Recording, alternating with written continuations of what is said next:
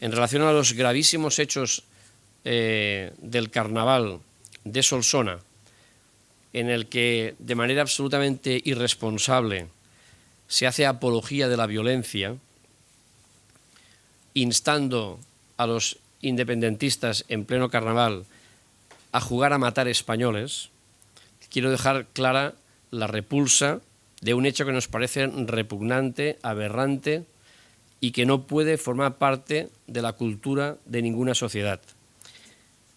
Es indecente, es inmoral, no es aceptable que se juegue a matar personas ni en un carnaval ni en ningún tipo de broma. Las cosas no se arreglan a tiros.